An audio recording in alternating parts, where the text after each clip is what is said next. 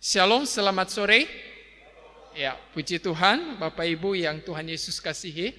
Hari ini sempat ada hujan, tetapi tidak mengganggu hati kita dan semangat kita untuk beribadah kepada Tuhan.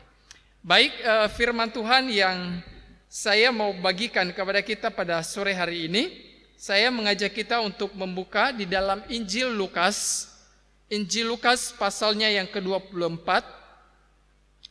Injil Lukas pasal 24 ayatnya yang ke-28 sampai ayatnya yang ke-32.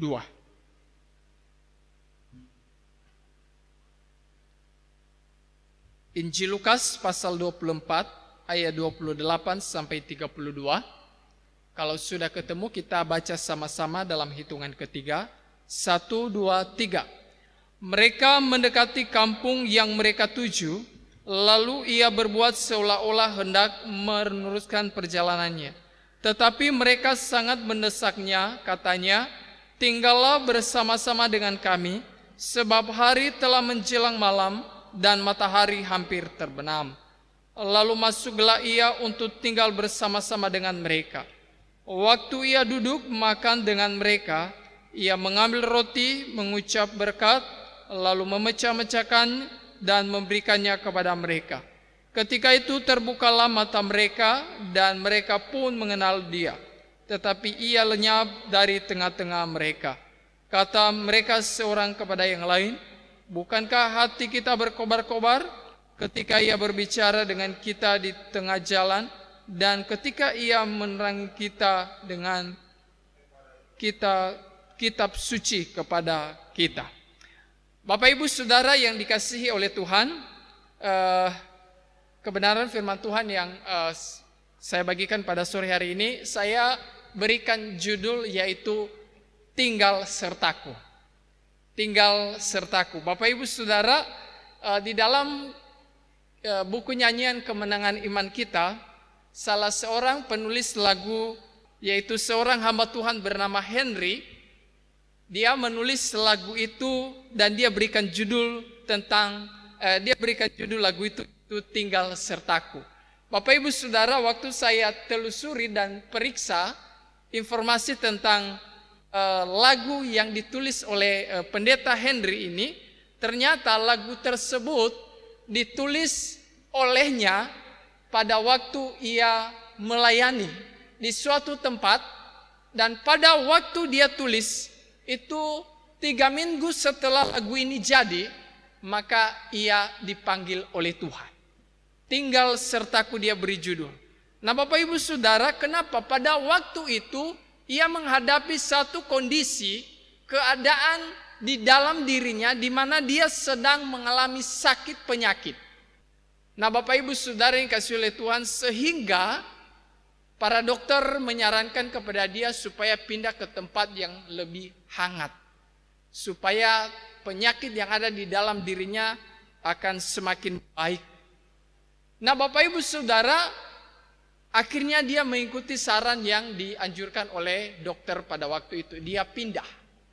Tetapi sebelum ia pindah, di hari terakhir dia di tempat pelayanannya, yang sudah ia melayani selama 54 tahun bersama dengan jemaat, waktu ia memohon diri pamit kepada jemaat, ia berkhotbah terakhir kalinya di tempat itu, dan ia mengutip dan berkhotbah dari perikop yang kita baca pada sore hari ini. Dan dia beri judul Tinggal Sertaku. Dan setelah itu dia menulis lagu NKI nomor 148 yang dia beri judul Tinggal Sertaku. Bapak Ibu Saudara, kenapa dia menulis lagu ini? Karena pada waktu itu ia sakit dan dia rindu ada Tuhan bersama dengan dia untuk memberikan kekuatan, untuk memberikan dorongan semangat kepada dia untuk menghadapi sakit penyakit yang ia derita pada waktu itu. Nah Bapak Ibu Saudara yang dikasihi oleh Tuhan, Tinggal Sertaku, atau di ayat 29 yang kita baca tadi itu ditulis bahwa tinggal bersama-sama dengan kami, sebab hari telah menjelang malam dan matahari hampir terbenam. Bapak Ibu Saudara, kalimat ini disampaikan oleh kedua murid Yesus kepada Yesus ketika mereka sedang berjalan bersama-sama dengan dia dalam perjalanan di Emmaus. Meskipun pada waktu itu Bapak Ibu Saudara, kalau kita baca keseluruhannya, kedua murid ini tidak kenal siapa orang yang sedang bersama dengan mereka. Siapa pribadi yang sedang bersama dengan mereka. Tetapi Bapak Ibu Saudara, ketika mereka sampai ke kampung yang mereka tuju, meskipun mereka tidak kenal siapa itu yang sedang bersama dengan mereka, tetapi mereka berani mengundang dia masuk ke dalam rumah mereka. Mereka berani untuk membawa dia untuk tinggal bersama-sama serumah dengan mereka. Dan mereka bilang, tinggallah bersama dengan kami. Karena hari sudah menjelang malam dan matahari sudah mulai terbenam. Bapak Ibu Saudara yang dikasihi oleh Tuhan,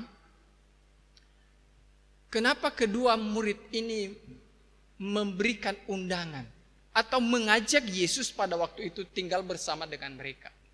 Karena situasi dan kondisi pada waktu itu Bapak Ibu Saudara sangat-sangat tidak baik ketika seseorang melakukan perjalanan seorang diri pada waktu malam hari. Ia bisa, segala hal yang tidak baik bisa saja terjadi di dalam kehidupan dia. Ia bisa dirampok, ia bisa diculik, ia bisa dibunuh, dianiaya, dan macam-macam yang terjadi. Sehingga mereka memutuskan dan mengajak, atau dikatakan di situ mendesak, supaya Yesus tinggal bersama dengan mereka. Tinggal bersama dengan kami. Nah Bapak Ibu Saudara, keadaan waktu itu mirip dengan keadaan yang terjadi pada hari ini. Bapak Ibu Saudara, Bapak Ibu ingat kisah tentang perumpamaan yang Yesus berikan tentang Samaria yang baik hati. Kalau seorang melakukan perjalanan seorang diri, itu sangat berbahaya. Dan hari ini terjadi di kota kita juga keadaan yang sama. Beberapa waktu yang lalu kita dengar dihebohkan di media sosial, di grup-grup WhatsApp dan lain sebagainya ya.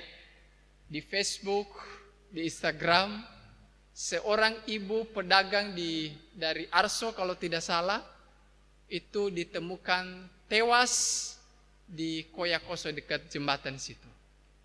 Bukan hanya dibunuh, dia diperkosa, kemudian semua barang-barangnya diambil oleh orang yang tidak dikenal.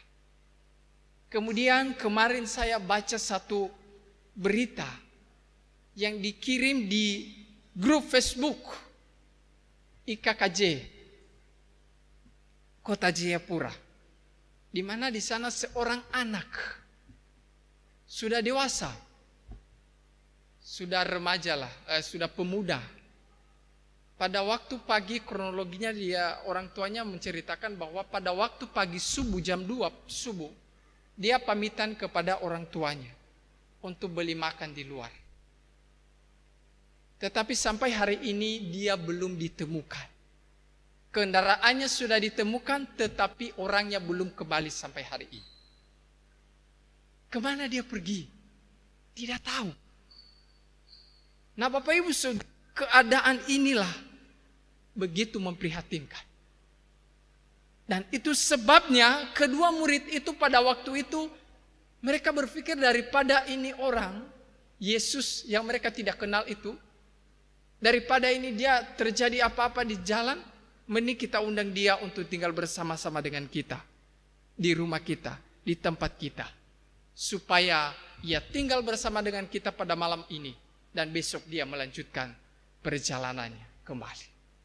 Bapak Ibu Saudara, awalnya mereka tidak tahu, tidak kenal siapa. Kenapa? Karena mereka sedang menghadapi masalah pada waktu itu. Apa masalahnya? Yesus sudah bangkit. Dan para imam mengisukan bahwa mayat Yesus telah diambil, diculik, disembunyikan oleh murid-muridnya. Sehingga ancaman itu terus menghantui pikiran mereka. Persoalan terus menghantui setiap hati dan pikiran mereka. Mereka berpikir jangan-jangan sesuatu hal yang buruk terjadi kepada kita dan lain sebagainya. Sehingga Bapak Ibu Saudara, Yesus yang ada bersama dengan mereka, mereka tidak kenal. Mereka tidak tahu apa sebab. Karena hati dan pikiran mereka telah dipenuhi, telah dihantui rasa ketakutan, rasa kekhawatiran, dan rasa kebimbangan. Sehingga semua firman Tuhan yang telah Yesus sampaikan kepada mereka, mereka lupa. Dan lebih bahaya lagi, suara Yesus yang sudah bertahun-tahun bersama-sama dengan mereka, mereka tidak kenal ketika bersama-sama dengan mereka. Nah, ini bahaya Bapak Ibu Saudara ya. Kalau hari ini terjadi kepada kita orang Kristen. Terkadang masalah, terkadang kekhawatiran, ketakutan membuat kita tidak kenal Tuhan kita. Dan melupakan segala firman yang Tuhan telah berikan kepada kita.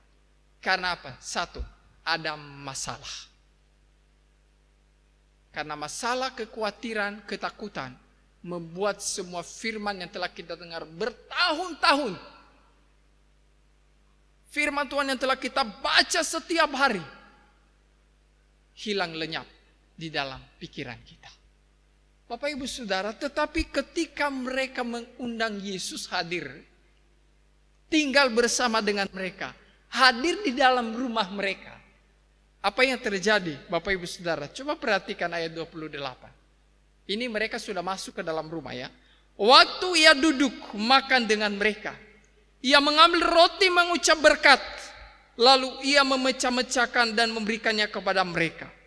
Ayat 31, ketika itu apa yang terjadi? Terbukalah mata mereka dan mereka mengenal dia. Tetapi ia lenyap dari mereka. Apa yang terjadi ketika Yesus hadir bersama dengan mereka? Duduk makan sehidangan dengan mereka. Yesus mengingatkan mereka kembali akan firman Tuhan. Akan apa yang telah mereka lakukan. Akan siapa yang sedang bersama dengan mereka. Ketika Yesus memecahkan roti, mereka bilang, oh, ini waktu lalu Yesus telah melakukannya pada malam perjamuan kudus. Ketika ia mengucap syukur, mengucap berkat, bahwa ini tentang perjamuan kudus yang diadakan oleh Yesus. Maka ayat 31, ketika mereka melihat semuanya itu, maka mata mereka terbuka. Mereka kenal, oh ini dia, Tuhan kita, ini dia, guru kita, ini dia, pemimpin kita. Sehingga Bapak Ibu Saudara, apa yang terjadi? Akibatnya, apa yang terjadi di ayatnya ke-33? Yang tadinya mereka orang takut, mereka melarikan diri dari Yerusalem. Lalu ayat 33 berkata, lalu bangunlah mereka kedua murid itu kembali ke Yerusalem. Padahal tadi mereka pergi dari Yerusalem untuk melarikan diri. Tetapi ketika Yesus telah membuka mata mereka, mereka telah melihat dan mengenal sosok pribadi yang bersama dengan mereka, maka tidak ada ketakutan lagi di dalam hati mereka. Tidak ada kebimbangan lagi. Tetapi mereka kembali lagi ke Yerusalem. Padahal di sana ada ancaman, ada masalah. Kemungkinan mereka dibunuh, kemungkinan mereka ditangkap dan dianiaya.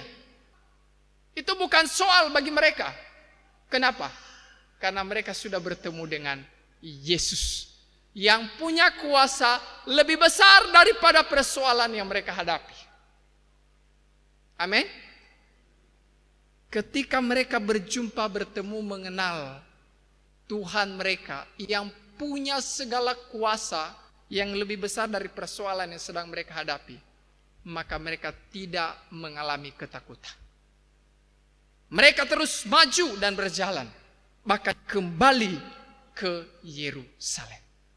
Bapak Ibu Saudara yang dikasihi oleh Tuhan, saya percaya bahwa dalam kehidupan kita, dalam menjalani hari-hari hidup kita, dalam menjalani keluarga kita, banyak persoalan, banyak masalah, dan banyak tantangan yang kita hadapi.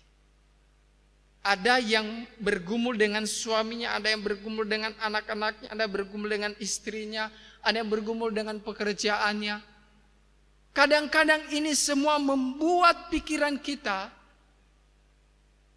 itu dihantui rasa ketakutan. Apa yang terjadi? Jangan-jangan ini terjadi.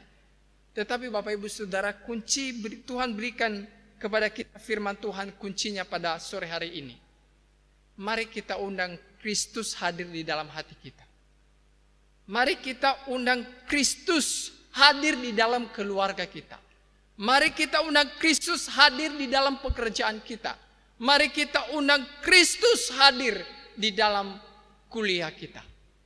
Sehingga Bapak Ibu Saudara, apa yang menjadi ketakutan kita tidak akan menjadi ketakutan yang begitu besar, karena Tuhan ada bersama dengan kita. Karena Tuhan mampu menyelesaikan segala persoalan yang paling besar sekalipun yang kita anggap besar. Amin. Nah, Bapak Ibu Saudara yang Tuhan Yesus kasihi, firman Tuhan hari ini mengajak kita untuk undang Kristus hadir dalam keluarga kita. Hadir di dalam diri kita, mengatasi persoalan kita. Kalau tidak, maka persoalan itu akan membuat pikiran kita melupakan Tuhan kita, melupakan firman Tuhan.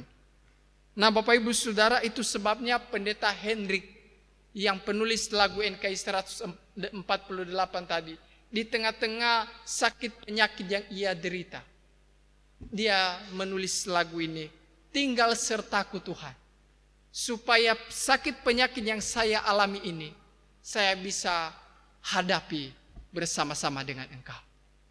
Bapak Ibu Saudara yang dikasihi oleh Tuhan, mari kita seperti para murid, seperti Pendeta Hendrik tadi.